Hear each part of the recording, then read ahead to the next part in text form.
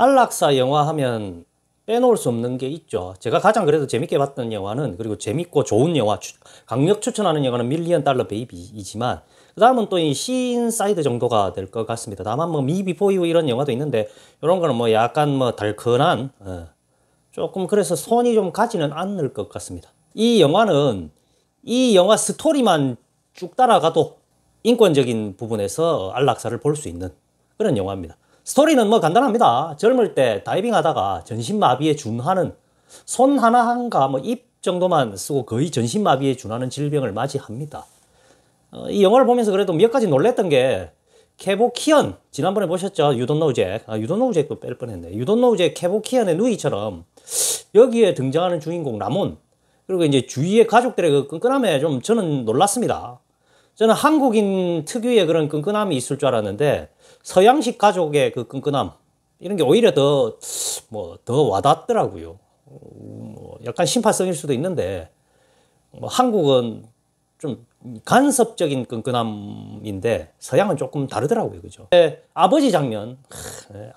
이 장면을 보면 이제 진정한 부모의 마음을 볼 수 있습니다. 네. 아들이 이제, 먼저 죽겠다 하니까 힘들겠죠. 그죠? 근데 그 아버지는 어떤 마음으로 보낼까요?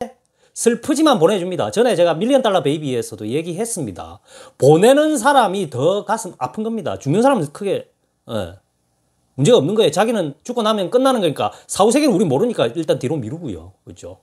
그래서 이게 이제 진정한 부모의 마음이 아닐까. 또는 안락사나, 안락사를 찬성하고 지지하는 분들이 가져야 할, 아름다운 죽음을 보내는 그런 진정한 마음가짐이 아닐까 싶습니다. 그리고 사실은 이 장면 하나로 오늘 얘기는 거의 끝납니다.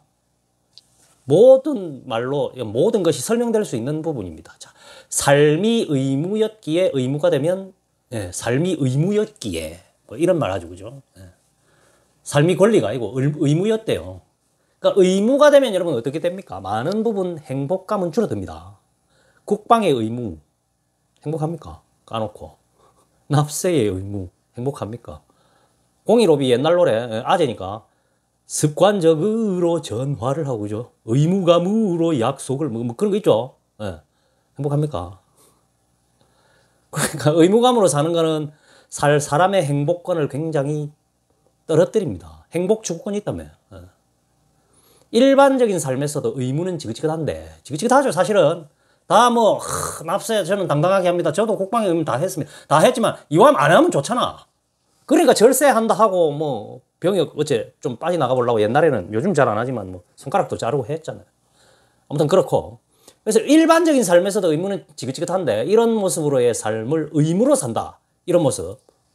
그 다음에 특히 제가 이제 부모의 의무를 매우 크게 강조하는 사람이기 때문에, 자녀를 두었다면 그 사람에게는 꽤 높은 비율로 의무가 주어진다고 봅니다, 삶에. 자녀를 갖지 않은 사람은 의무가 좀 적은 편이고요. 꾸역꾸역 살아가셔야 된단 말입니다. 애 다 클 때까지는. 삶은 권리이기에, 이른바 그 권리를 포기하거나 확신만 하는 거죠. 소중한 권리라는 투표 사실은 안 해도 뭘 안 하잖아, 사실은.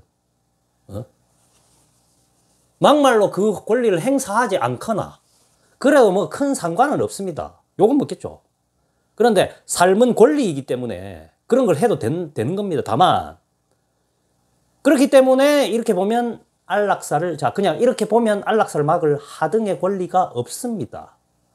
저 개인적 의견입니다.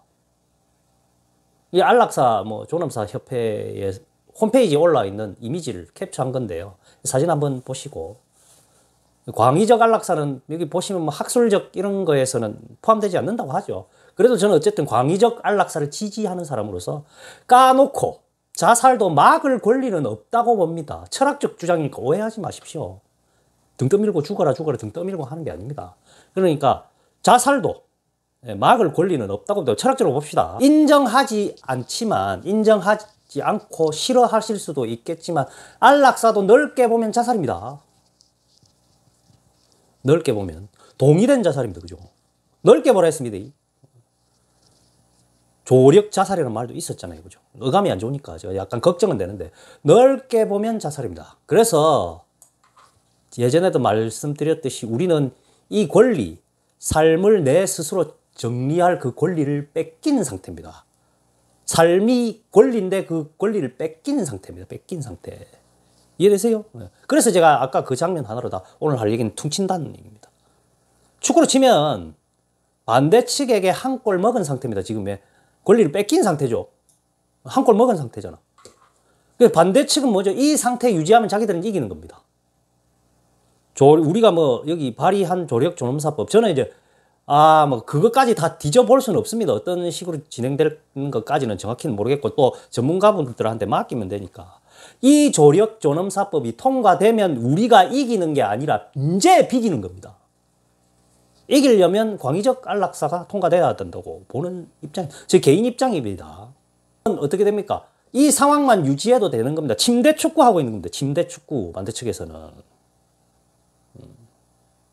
지금부터는 약간의 감정도 조금 섞어보겠습니다.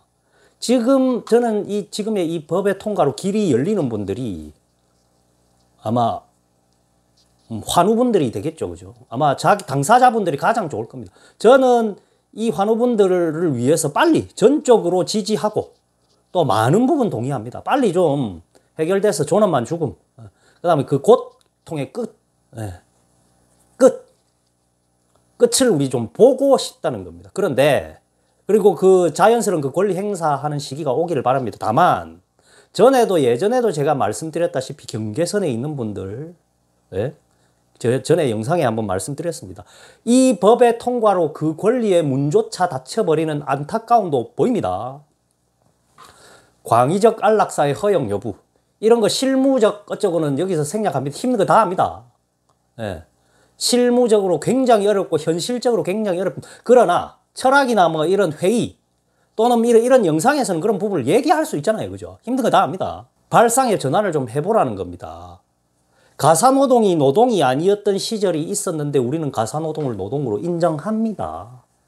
정신노동이 노동이 아니었던 시절도 지금은 다 노동으로 인정받습니다. 전에 영상에서 제가 정신질환 여기 올리든지 하겠습니다. 거기서 연계된 영상을 한번 보시든지. 노화가 질병이 아닌 시절이 있었습니다.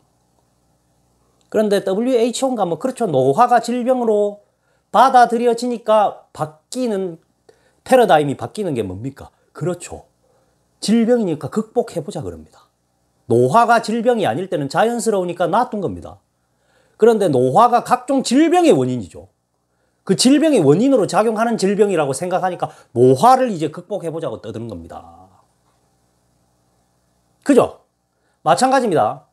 정신질환, 우울증뿐만이 아닙니다. 우울증도 저는 광의적 안락사에서 어느 정도 포함돼야 된다고 보지만 그 우울증의 정도는 또 따져야 되지 않을까 싶습니다. 그리고 지금의 조력 존엄사법 찬성하시는 분들도 이미 수십 년 전에 얘기했던 캐보키언에서 거의 벗어 못 난 것 같습니다. 우울증 막아버리죠. 그죠? 정신질환 다 막아버리죠. 우울증 고칠 수 있다 하면서. 만약에 못 고치는 걸 아까 발상의 전환, 노화가 질병으로 전환되듯이 우울증 못 고친다고 판정나면 어쩌실 건데.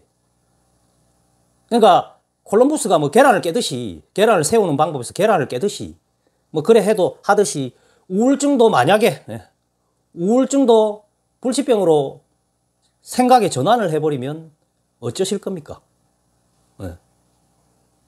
우울증이 약 먹고 고쳐진다는 그 발상. 안 고쳐지는 사람도 많습니다. 그죠? 우울증 자살률이 내가 보니까 한 10에서 15% 되는데, 우울증의 자살률은 일반 병의 치사율입니다. 그죠? 꽤 높은 질병입니다. 그죠? 그리고 또, 치매 어쩔 건데, 치매.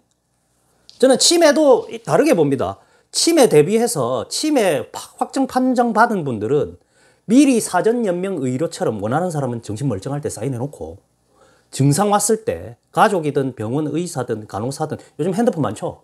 사람 못 알아보고 어이구 저는 5살 애기예요 이러고 또는 이번 대통령은 레이건 아이가 우리나라 대통령 레이건 아이가 이런 상황 찍어 놓을 수 있죠. 요즘 영상이 천지인데 찍어 놓고 이런 상황을 보고 보여주고 상황이 이렇다 치매로 고생하고 있는 가족 또는 환우 이런 분들과 상의해서 사전 연명 의료처럼 신청해 놓고 안락사를 시행하는 게 어떨까 싶습니다. 그 사람 의견에 따라서. 그러니까 물론 뭐 절차는 신중해야 되겠죠.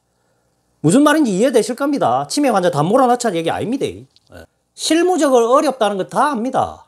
그러니까 막 그러려면 뭐 해야 된다. 여기서 무한 확장하지 말라고요. 아, 요새 뭐 자꾸 무한 확장하는 사람들 때문에 좀 힘들다, 내가. 좀 이상한 소리를 해서. 무한 확장하지 마세요. 여기서 무한 확장하는 거는 의미가 없습니다. 길어봐야 뭐 십몇 분짜리 영상에서 무슨 여기서 뭐 5시간, 10시간, 뭐 일주일 토론을 해봐라 답이 나오는가, 실무 확장하면. 그 얘기를 해보자는 겁니다. 예. 차도 컨셉트카가 있습니다. 프로토타입이 있는 거고요. 제 의견은 프로토타입으로 보시는 겁니다. 광의적 안락사를 하자는 법안을 신청하면 꽤 힘듭니다. 왜? 지지의 동력도 상당히 잃어버릴 거거든요. 지금은 뭐 86%, 70%, 뭐 76%, 82% 찬성한다는데 광의적 안락사를 통과시키자면 지지율이 뚝 떨어질걸요. 그래서 저는 이제 두 가지를 여기서 좀 생각하면, 만약에 존엄사 협회가 가장 선진적이고 지금은 가장 그래도 체계적이고 인지도도 높고, 예, 홈페이지 만들고 이런 게 어딥니까 지금. 예? 어디다 여러분들이 얘기를 해볼 거예요, 안락사를 뭐 하고 싶어도.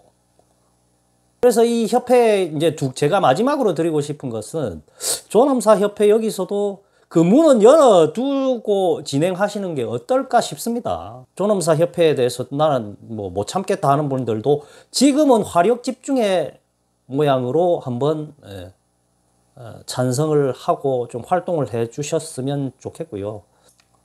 삶은 권리입니다. 그렇죠? 의 날, 죽을 권리의 날, 이런 데 있는데, 죽을 권리의 날도 맞습니다. 맞는 말인데, 더 크게 보자면 삶은 권리라고 보시면, 예, 더욱더 넓은 범위의 안락사가 이루어져야 하지 않을까 싶습니다.